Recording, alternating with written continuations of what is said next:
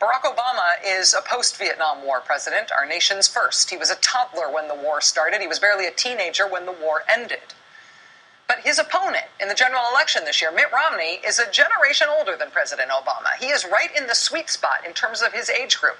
He's 65. He's almost exactly the same age as George W. Bush. Mitt Romney was 21 years old at the height of the Vietnam draft. But he did not serve. Like George W. Bush, Mitt Romney's father at the time was a very, very prominent man. He had been president of the American Motors Corporation. He was the governor of Michigan. He was a leading candidate for the Republican nomination for president in 1968. Well, in 1965, Mitt Romney went to Stanford University. As a freshman, he protested in favor of the war in Vietnam and against anti-war protesters. In this photo, he's holding a sign that says, "Speak out, don't sit in." In October of that year, his freshman year, Mitt Romney received his first deferment from Vietnam because he was a student at the time. The next summer, in July of 1966, Mr. Romney got his second Vietnam deferment. This time it was for being a missionary in his church.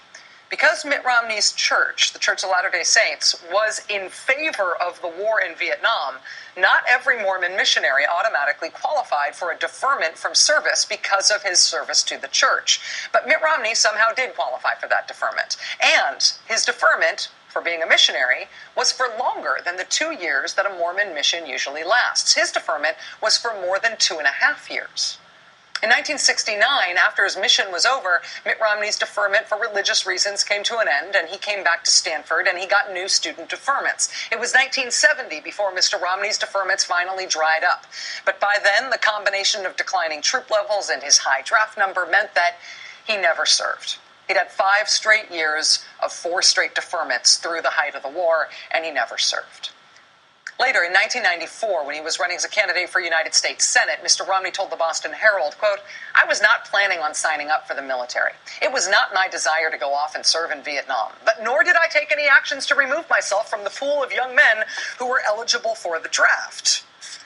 Except, of course, as the AP notes this week in this story that everybody's busy ignoring, Mitt Romney did exactly that. He did remove himself from the pool of young men who were eligible for the draft. He sought and got 4 separate deferments over 5 years to keep himself out of going to Vietnam, the war that he demonstrated in favor of. Here's the weirder thing. Here's the thing that you might think would be a bigger deal in this presidential race now that Mitt Romney's the projected Republican nominee. During the Vietnam War, he got deferments so he wouldn't have to serve. In 1994, he said he never sought any deferments to avoid serving. He had received them, but he said he didn't. He also said at the time, "It was not my desire to go off and serve in Vietnam." That was what he said in the 1990s.